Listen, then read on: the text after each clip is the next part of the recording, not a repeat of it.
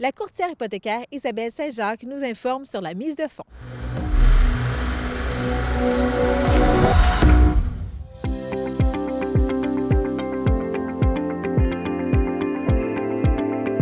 Bonjour, ici Isabelle Saint-Jacques, courtier hypothécaire. Bienvenue à votre capsule finance de la semaine. Aujourd'hui, je vais vous parler des mises de fonds. Donc, une mise de fonds pour faire l'achat d'une maison, évidemment, ça nous prend un minimum de mise de fonds, donc un montant d'argent qu'on va donner. Le montant de la mise de fonds doit être d'un minimum de 5 %. Donc, cette mise de fonds-là peut provenir de différentes façons. Et c'est ça aujourd'hui que je veux vous informer. Donc, le plus commun, c'est évidemment des économies. Donc, de l'argent qu'on a mis de côté, soit par le biais d'un placement ou dans un compte bancaire ou autre, en forme de CELI, de REER ou juste dans notre compte bancaire. Donc, cet argent-là, qui est des économies, c'est la façon qu'on voit le plus commun. Je veux aujourd'hui vous parler un peu des autres mises de fonds possibles. Donc, je viens de nommer au niveau des REER. Donc, les gens, des fois, ne savent pas qu'on peut aller prendre un REER comme mise de fonds.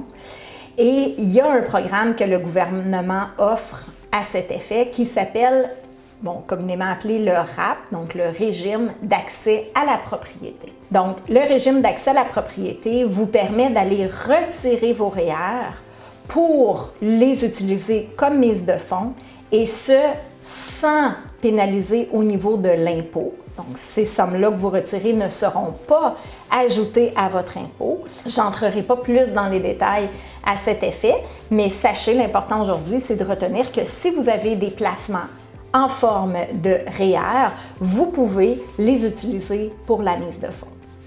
Il existe aussi les dons.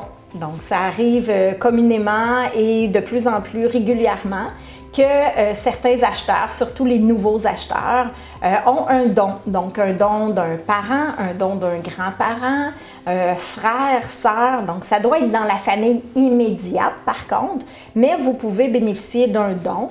Et à ce moment-là, il y a un formulaire à remplir, mais ce don-là peut servir comme mise de fonds aussi. Il y a aussi le CELI qu'on peut avoir comme économie, donc en placement dans notre compte. Et récemment, le gouvernement a parti un nouveau programme qu'on appelle le CELI App. Donc, le CELI App est aussi un programme où on peut aller mettre des sommes de côté pour s'en servir éventuellement comme mise de fonds. Il y a aussi la possibilité de prendre une mise de fonds sur une marge de crédit. Donc oui, en effet, quelqu'un qui aurait une marge de crédit personnelle pourrait aller chercher les sommes sur une marge de crédit. Dans ce cas-là, c'est sûr que c'est considéré comme un prêt et qu'on doit l'ajouter dans vos ratios d'endettement, mais c'est une possibilité que la mise de fonds pourrait provenir d'une marge de crédit. Et il y a aussi certains prêteurs qui offrent des remises en argent. Donc, je vous explique, le prêteur vous charge un taux un petit peu plus élevé, mais au moment où vous concluez toute la transaction chez le notaire, il vous fait une remise en argent. Donc, cette remise en argent-là pourrait être considérée comme une mise de fonds. Donc, le but aujourd'hui de vous parler de la mise de fonds, c'est juste que vous sachiez qu'il y a plusieurs possibilités. Ça peut être des économies sous forme de CELI, RAP, juste des économies dans un compte régulier. Ça peut être un don provenant de la famille proche. Ça peut être une remise en argent, une marge de crédit. Donc, plusieurs façons s'offrent à vous. Si vous avez besoin de plus de détails, consultez un courtier hypothécaire.